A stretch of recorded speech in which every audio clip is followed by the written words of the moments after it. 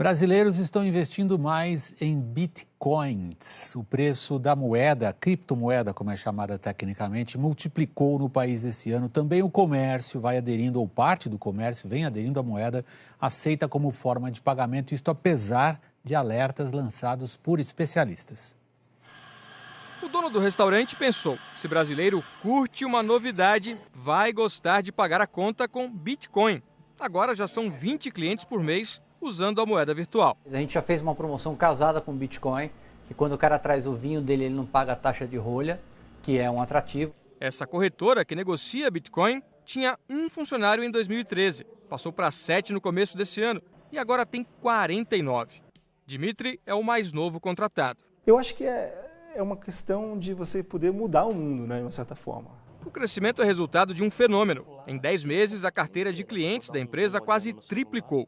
Em agosto, o site de bitcoins teve mais acessos do que o da maior corretora de valores do país. O Bitcoin surgiu durante a crise financeira de 2008. Depois de um tempo adormecido, virou alvo de muita especulação. O gráfico mostra o sobe e desce do valor da moeda, que esse ano engatou uma subida forte. É que o Japão reconheceu o Bitcoin como meio de pagamento. Enquanto muitos veem na moeda virtual uma coisa séria, outros perguntam se isso não é uma bolha que pode estourar. Ao contrário das moedas tradicionais, que são controladas por um banco central, os bitcoins são produzidos por milhares de computadores conectados à internet, que checam as transações do sistema. Os donos das máquinas mais eficientes ganham bitcoins como prêmio. A produção é limitada e, como a procura aumentou, o valor vem subindo.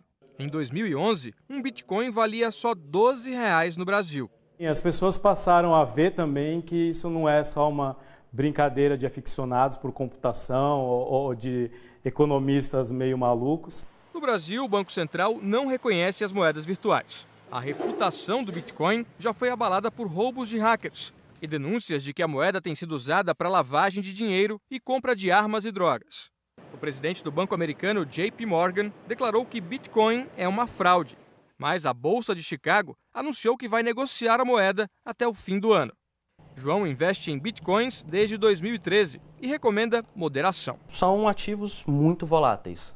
Então, se você não tiver um psicológico para lidar com essa volatilidade toda, você corre o risco de comprar na alta e vender na baixa e perdendo cada vez mais dinheiro, mesmo com o ativo que está subindo e está se valorizando ao longo tempo.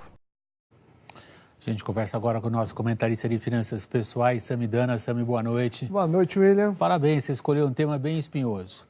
Se o presidente do JP Morgan, um dos maiores bancos do mundo, o Jamie Dimon, acha que é uma fraude, eu fui procurar um estelionatário que inspirou aquele filme que todo mundo conhece, O Lobo de Wall Street.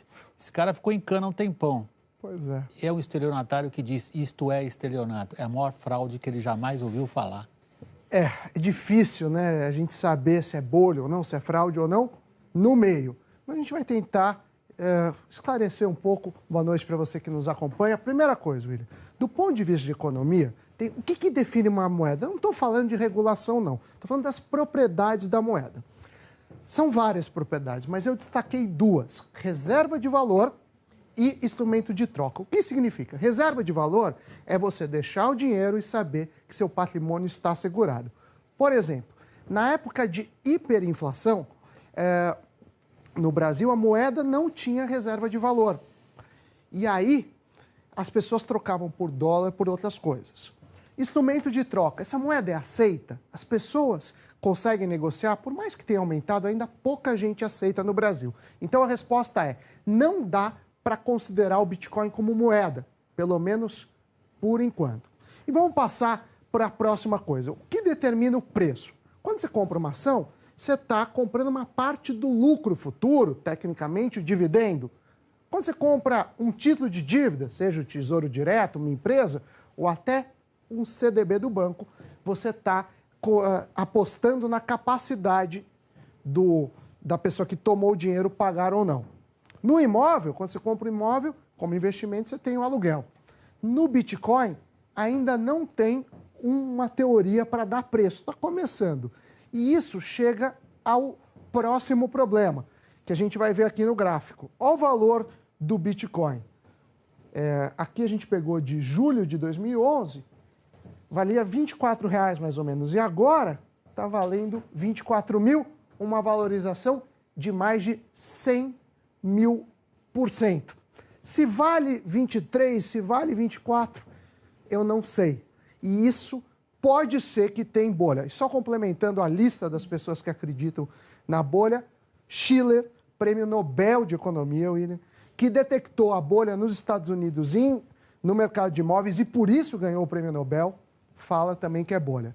Quem lê história compara com a bolha das tulipas na Pois é, Holanda, na no Holanda. século XVIII, quando uma tulipa valia mais que uma casa, até um dia alguém falou assim, eu não moro numa tulipa, e aí acabou o preço da tulipa. Pois é, em economia você sempre tem a teoria que alguém vai comprando na especulação de um outro comprar pagando mais. A gente chama em economia da teoria do tolo maior.